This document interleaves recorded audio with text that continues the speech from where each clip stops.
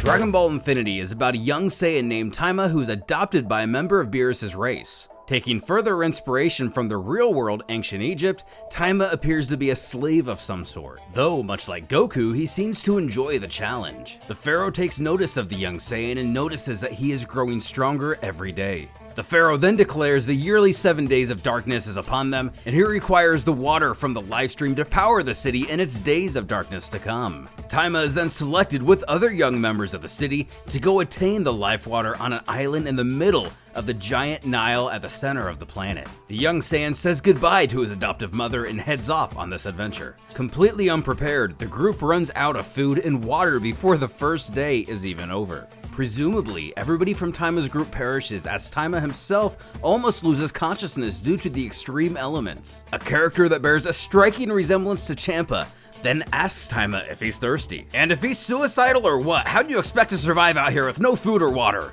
Generously, the stranger offers him some fish. Upon asking where he's at, the stranger replies that this is his personal snack area and he comes here to relax. And our main character cheekily remarks, and to hide the extra food you eat too. Our friendly stranger then tells Taima he's not far from the Nile and he should be able to make it there now. His father has one of the only shacks nearby and that's where he's heading back to. Further explaining that his father is one of the only one of his kind to be brave enough to get close to the water. Taima asks what's so bad about water. The stranger replies, well, I've heard if you fall into it, you can't get out and it is certain death. Not even the Pharaoh will chance getting close to water. Whoa, that's crazy. Yeah, so don't fall in. Anyway, I'm out of here. Good luck.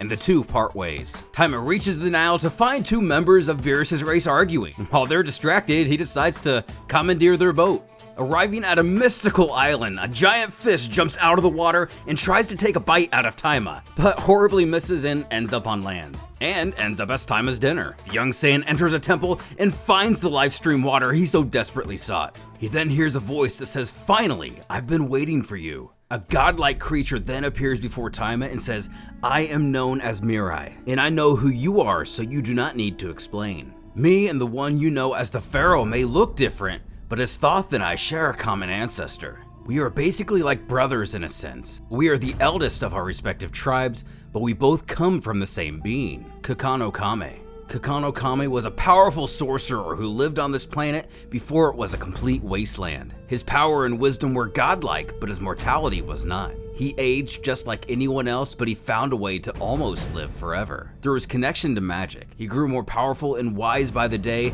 to the point he could predict the future. He realized the planet was an energy source for ki, and that it could be harvested. So he used his power to create a machine capable of creating a vacuum in the center of this planet that's connected to its ki source. That vacuum leads to this fountain.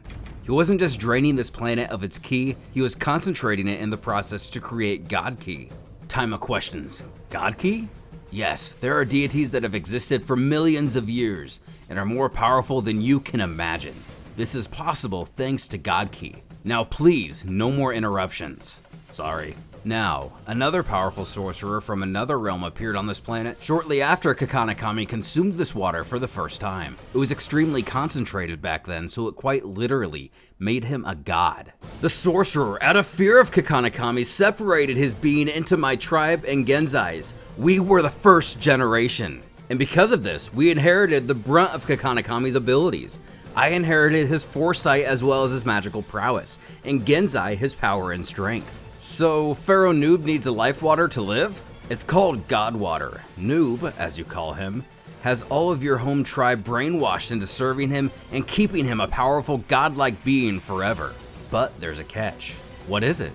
This planet's energy will not last forever, and the effect of the God Water has become shorter and shorter over time. Noob knows this and it's making him hostile. Eventually, he will declare war against us and attempt to enslave us, so he doesn't have to share what's left of the fountain.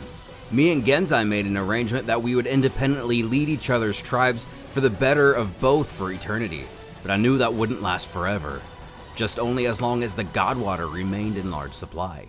Mirai then tells Taima to bring this back to his pharaoh. It's the only way to ensure his destiny will unfold as it should. Taima then runs back to his boat happily, believing the entire village will now call him a hero. And that was the end of Chapter 1 of Dragon Ball Infinity. Let me know if you want more of the story. This is by Jordan Durham again. Go ahead and find his link to his Facebook in the comments below. And there's a lot of this I personally really enjoyed. I feel like it's more of an adventure than just like a fighting genre type of thing. I don't know how else to describe that, like an adventure game versus, you know, a beat 'em up game. I also think it's interesting to see another, you know, kind-hearted-ish Saiyan. And the thing that the cats are kind of afraid of water, thinking they'll sink. I know cats can, you know, swim in real life, but, you know, the cliche that cats are afraid of water, it's kind of funny. I thought the art was good. I thought the story was really well done as well. Now, I'm assuming a lot of these are more powered down. Like, I don't think that these are god-tier characters by any means. I think that, like, if you were to put a power scale to it, like, in the hundreds, not even in the thousands yet, because, well, maybe not. Because I noticed they don't seem to have the ability to fly. Sorry, I'm kind of looking away. I'm looking at the manga on my screen. And also, I don't want to reference, you know, the original series too much, because it's supposed to be its own thing.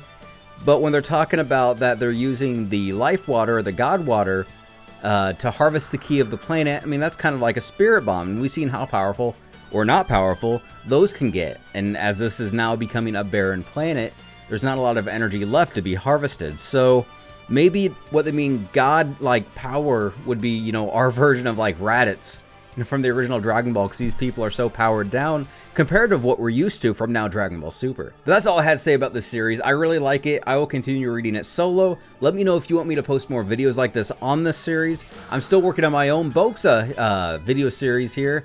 Now, I'm around 4 minutes into the new episode. I am working very avidly on that, but sometimes it doesn't work as fast as I'd like. So you guys take care. Leave a like, subscribe, and I'll catch you next time. And remember, hit that like button, that subscribe button, the bell for notifications, and at the very least, do all that stuff for the goats at the beginning of this video. But for real this time, we'll catch you next time.